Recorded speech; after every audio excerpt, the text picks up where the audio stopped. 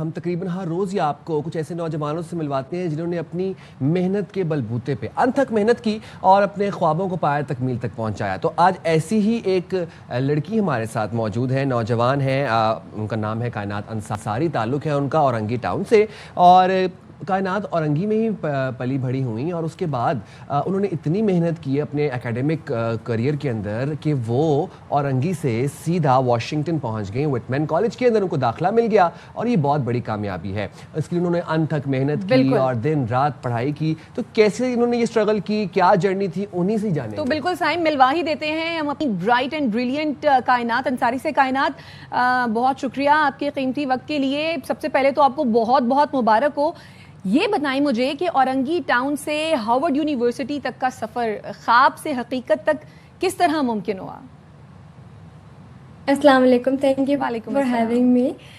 مجھے بھی نہیں پتا کیسے ہوا, بٹ آئی تھنک کہ تھوڑی محنت تھی, تھوڑا لک تھا, تھوڑے لوگوں کی محنت تھی میرے پیچھے. تو بس لوگ ملتے گئے, کاروبار بنتا گیا. تو اس طریقے سے ہی ہم اورنگی سے ہارورڈ پہنچ گئے.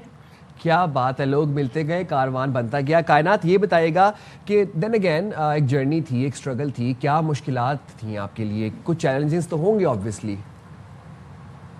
جی بالکل, کیونکہ میرا تعلق کچی آبادی سے ہے اور اورنگی ٹاؤن میں بھی میرا تعلق گلشن ضیاء سے ہے.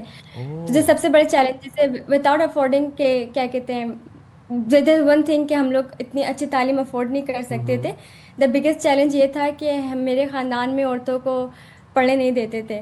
تو جب بڑی ہو رہی تھی تو میں نے اپنے سارے کزنس کو جو دیکھا تھا کہ وہ بہت جلدی میں شادی ان کی ہو جاتی تھی. مطلب وہ 18 سال کی تھیں, 19 سال, کبھی کبھی 14-15 سال کی بھی تھیں.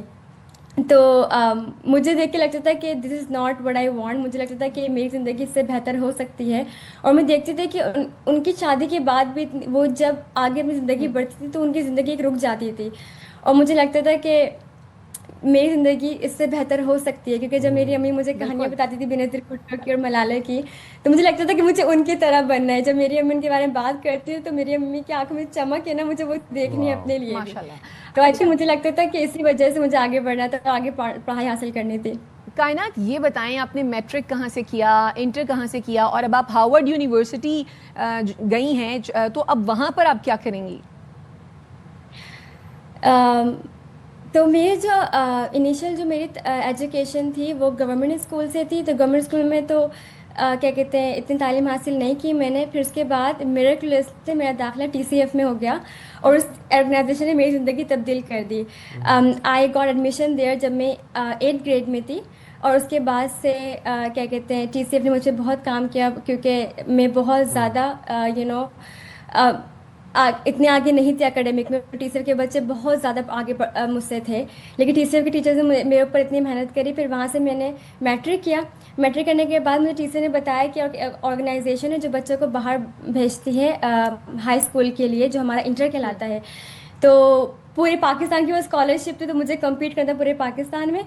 تو پھر میں نے اس کے لیے اپلائی کیا, میں نے کمپیٹ کیا, تو میرا نام آ گیا اس کے اندر. تو میں ناروے چلی گئی پھر اپنا انٹر کرنے کے لیے. پھر اس کے بعد مجھے وہیں سے اسکالرشپ ملی US کے کالج سے اپنے بیچلرس کے لیے. تو میں نے اپنا بیچلرس کیا سائیکالوجی میں, ایکسپیریمنٹل سائیکالوجی میں.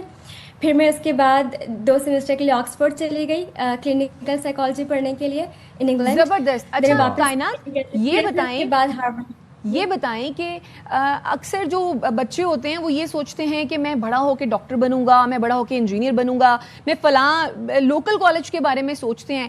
آپ کو اچانک یہ ہارورڈ کا خیال کیسے آیا؟ کیا آپ نے یہ شروع سے سوچ رکھا تھا یا پھر قسمت ساتھ دیتی گئی؟ سوچا تو میں نے کچھ بھی نہیں تھا. سوچا اتنا تھا کہ بس تھوڑی تعلیم حاصل کر لوں اور میں اپنی زندگی تھوڑی بہتر بنا لوں. لیکن خواب بہت بڑے بڑے تھے. مجھے تھا ہمیشہ سے کہ مجھے جو ہے نا جہاں سے بینظیر نے پڑھا, جہاں سے ملالہ نے پڑھا, مجھے وہیں سے پڑھنا, مجھے ان کی طرح بننا ہے. لیکن مجھے پتہ نہیں تھا کہ ایسا ہو بھی جائے گا. جب وٹمن کالج میں تھی تو میں نے وہاں سے گریجویشن کیا. پھر میں نے تھراپسٹ کے طور پہ کام کیا US میں ہی. تو مجھے پھر لوگوں نے بتایا کہ کیا کہتے ہیں آئی تھنک آپ کو اپلائی کرنا چاہیے ہارورڈ میں. کچھ پروگرامس ہیں جو آپ کے ہی فیلڈ کے ہیں, اور میرے تھوڑی GPA میری اچھی تھی, تھوڑا میرا کام اچھا تھا کالجز میں. تو میں نے اپلائی کر دیا.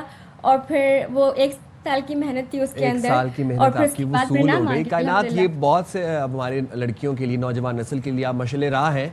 क्या पैगाम देना चाहेंगे उन तमाम तर लड़कियों को जो ऑक्सफोर्ड में एडमिशन लेना चाहती हैं? एंड सेकेंडली, अब फ्यूचर क्या गोल्स हैं आपके?